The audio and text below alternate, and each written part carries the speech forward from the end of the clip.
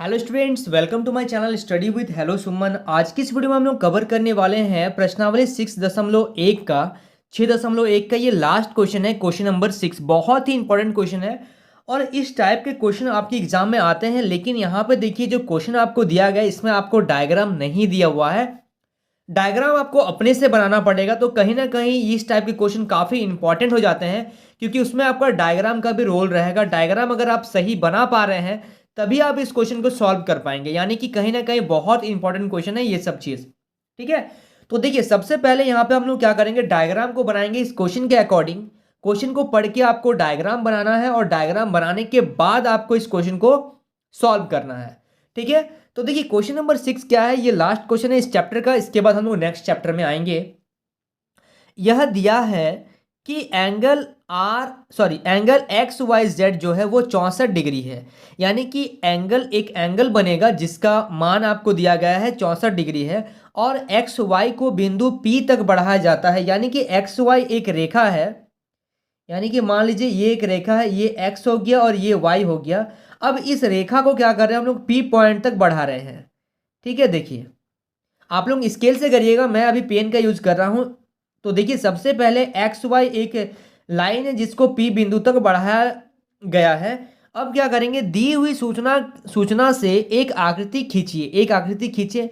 यदि किरण Y cube, ठीक है, यदि किरण वाई क्यूब, यानी कि यहाँ पे वाई है और यहाँ पे कहीं ना कहीं एक किरण आएगा आपका वाई क्यूब। यानी कि हम लोग उसको यहाँ से ले रहे हैं या फिर हाँ यहीं से ले रहे हैं इसको, वाई क्यूब। यानी कि ये जो बन गया एक किरण बन गया वाई क्यूब।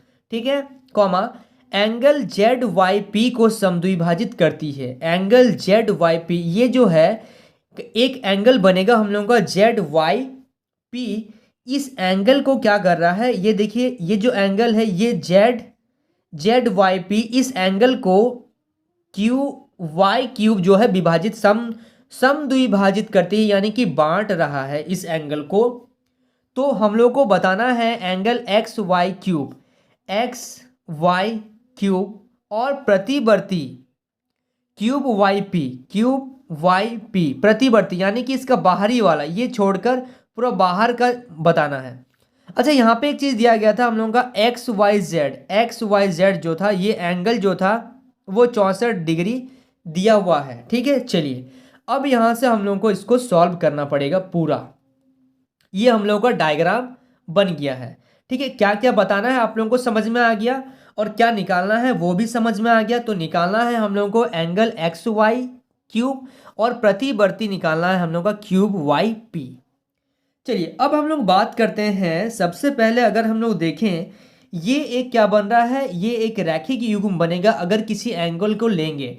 तो कौन कौन सा एंगल को ले रहे हैं, सबसे पहले मान लीजिए पी वाई और जेड ये एंगल, और आपका एक्स वाई जेड ये वाला एंगल। यानी कि देखिए यहां से ये एंगल और ये एंगल, ये दोनों आपस में रैखिक युग्म बना रहे हैं। तो इन दोनों का सम, ये एंगल और ये एंगल का सम कितना हो जाएगा, 180 डिग्री। सबसे पहले ये पॉइंट हम लोग यहां पे लिखेंगे, angle P Y Z plus angle X Y Z. ठीक है, आप जेड वाई एक्स भी लिख सकते हैं, कोई दिक्कत नहीं है, लेकिन हम लोग स्टार्टिंग से ही एक्स वाई जेड यूज करेंगे। तो एक्स वाई जेड ही लिखिए आप।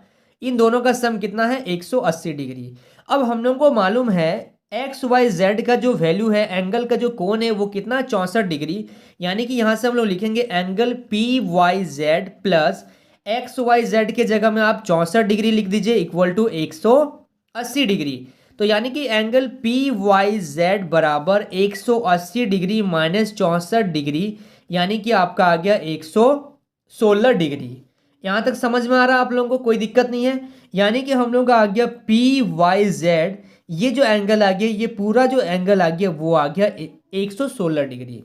ठीक है, अब यहाँ से देखिए, यहाँ से अब देखिएगा बहुत इंपॉर्टेंट है, परंतु हम लोग क्या देख रहे हैं, एंगल पी वाई क्यूब। ये देखिए पी वाई क्यूब जो है, ये जो है वो क्या है, ये जो एंगल है, ये एंगल जब इस पूरा को क्यूब वाई समद्विभाजित करता है, यानी कि ये वाला और ये वाला आपस में क्या होगा, बराबर होगा। अगर आपके पास मान लीजिए यहाँ पे एक कोण है, ये पूरा एक कोण है आपके पास, ठीक है, जिसमें से बीचों बीच से क्या कर रहा है, समद्विभाजित कोई एंगल कर रहा है, यानी कि ये वाला एंगल और ये एंगल आपस में बराबर होगा, तभी तो इसको जोड़ने से ये पूरा एंगल बन जाएगा ना।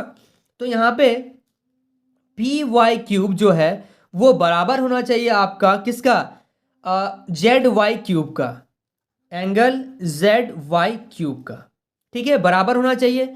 या फिर हम लोग बोलेंगे कि पी वाई क्यूब जो होगा वो आधा होगा, यानी कि ये जो एंगल है वो आधा है किसका, इसका, यानी कि हम लोग लिखेंगे 1/2 है एंगल पी वाई जेड का। अगर हम लोग को पी वाई जेड दिखाना है तो क्या बोलेंगे, ये आधा है और या ये भी आधा है, यानी कि ये दोनों आधा आधा मिलकर एक पूरा एंगल बना रहे हैं, ठीक है। ये चीज समझ में आ रहा है कि नहीं। यहाँ पे देखिए, फिर से देखिए, यहाँ पे angle P Y cube, P Y cube, P Y cube, ये जो है और ये है, ये दोनों आपस में बराबर है, तभी तो एक पूरा एंगल का निर्माण कर रहे हैं। और अगर हम लोग बताना चाहें कि पी वाई क्यूब कितना है, तो हम लोग बोलेंगे कि ये आधा है, यानी कि अगर हम लोग को यहाँ पे दिखाना है कि जेड वाई क्यूब कितना है, तो हम लोग बोलेंगे इस एंगल का आधा है, तो यानी कि 1/2 एंगल पी वाई जेड का, ये पी वाई जेड जो है इस पूरा का, इस पूरा एंगल का ये आधा है और ये आधा है, तभी तो ये दोनों मिलके पूरा एंगल को बना रहे हैं। बात समझ में आ रहा कि नहीं। सबसे पहले मैं बताया कि ये एंगल और ये एंगल दोनों आपस में बराबर है, यानी कि अगर हम लोग किसी भी एंगल का बात करेंगे, अगर ये एंगल होगा, इस एंगल को अगर बताना है तो हम लोग क्या बोलेंगे, इस पूरा एंगल का आधा है, यानी कि 1/2 angle P Y Z, P Y Z का ये आधा है। तो पी वाई जेड आपका 116 था, यानी कि उसको 2 से अगर बांटेंगे तो ये आधा और ये आधा, तभी तो ये दोनों मिलके 116 बना रहे हैं ना। तो यानी कि यहाँ पे लिखेंगे हम लोग 1/2 गुना एंगल पी वाई जेड का वैल्यू कितना है, 116 डिग्री, यानी कि ये आ गया 58, यानी कि ये भी 58 और ये भी 58 डिग्री। यहां तक कोई डाउट नहीं है। अब देखिए, एंगल बताना है हम लोग को एक्स वाई क्यूब। देखिए अब चलते हैं हम लोग एक्स वाई क्यूब पे, इसका बात करेंगे, इस पूरा का बात अगर करेंगे, यानी कि ये एंगल प्लस ये एंगल, यानी कि हम लोग लिखेंगे angle X Y Z plus angle Z Y cube. तो एक्स वाई जेड का वैल्यू कितना है, 64 डिग्री है, और इसका हम लोग को पता चल गया कितना है, 58 डिग्री। ये आ गया 58 डिग्री, यानी कि ये आ जाएगा 122 डिग्री, ठीक है। ये चीज हम लोग का पता चल गया। अब हम लोग को बोला था प्रतिवर्ती angle cube Y P, cube Y P का प्रतिवर्ती, क्यूब वाई पी, यानी कि इसको छोड़ के पूरा बाहरी वाला, ठीक है, बताना था। तो यहां पे लिखेंगे और प्रतिवर्ती एंगल क्यूब वाई पी बराबर क्या हो जाएगा, क्यूब वाई पी बराबर होगा 360 डिग्री, ठीक है। पूरा कोण जो होता है वो 360 डिग्री माइनस इसको माइनस कर दीजिए, तब पूरा आपका निकल जाएगा, यानी कि क्यूब वाई पी को हम लोग माइनस कर देंगे। तो क्यूब वाई पी का मान कितना था, 58 डिग्री, और ये भी 58 डिग्री, तो इसको हम लोग माइनस कर दे रहे हैं, यानी कि 360 डिग्री में से अगर हम लोग 58 डिग्री को माइनस कर देंगे तो यहां से आ जाएगा हम लोग का कितना, 302 डिग्री। तो ये 302 डिग्री जो आ गया, इसका उल्टा परिवर्तित आ गया, ठीक है। ये चीज समझ में आ गया, यानी कि बाहर का जो इसका एंगल बना वो 302 बना और अंदर का 58, तो 302 में अगर आप 58 ऐड कर दीजिएगा तो ये आपका पूरा 360 डिग्री का कोण बन जाएगा। क्लियर, समझ में आ गया आप लोगों को। चलिए आप लोग बहुत ध्यान से इसको एक बार और समझिए, और समझने के बाद इसको नोट जरूर करिए। So students please note down this question.